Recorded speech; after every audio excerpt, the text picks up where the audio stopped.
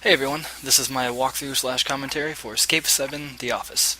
I didn't choose The Office for any particular reason, but it's one of the many locations on my list, so I decided to go with it this time. So, getting started here. If you haven't played the game yet or didn't notice, the game and some of the puzzles revolve around a self-centered office employee named Derek.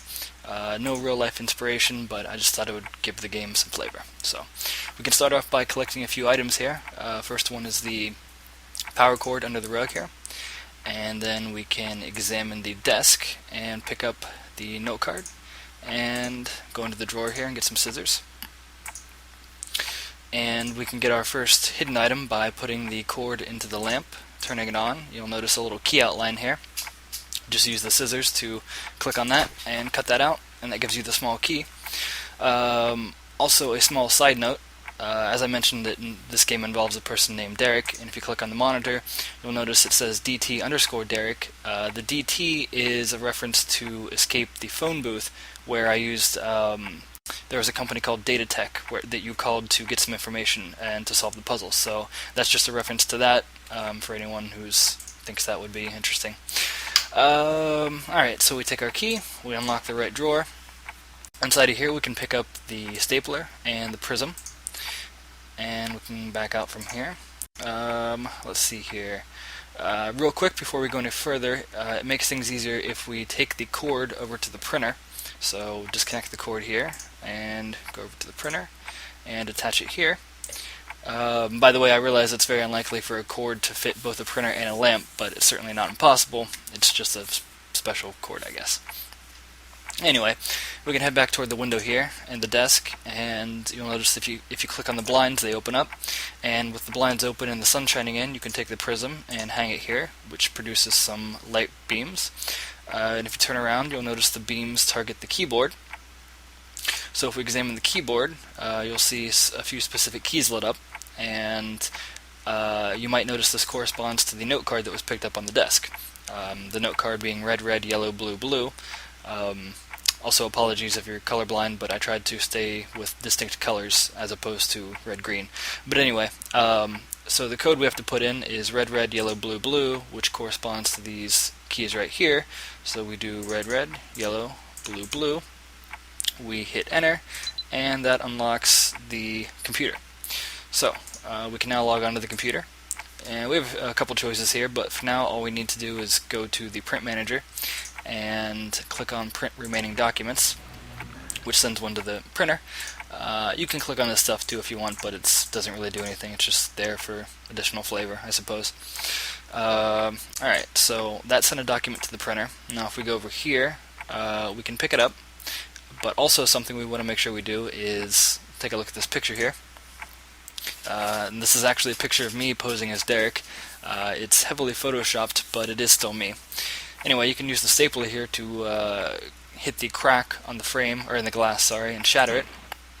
And then once you've done that, you can grab the teensy key from Derek's or my hands. So go ahead and pick up that. Now, if you back out and take a look at the note here, it says, Derek's special day, the employee of the month, he waited all year. This is a snarky note talking about Derek, who is very concerned with his award collection, as we'll see later. It's also a reference to the calendar that hangs on the opposite wall. So if we turn around, we can see it up here, and basically it's we need to look for the award reception, because that's what Derek is concerned with. He likes his awards. So the award here is on the 15th, or sorry, the reception's on the 15th. This date actually changes randomly depending when you play the game. Or sorry, not when. It just picks it randomly when you start the game. It's anywhere within this week. It will pick a day and mark it as the award reception. So the note specifies, you can see it's aligned over here on the right, day, month, year, which is what we need to pay attention to. So the number we're looking for here is 15, which is the day, 10, the month for October, and 2013 for the year. And that put together is the code for the safe. So we can back up and go back over to the computer,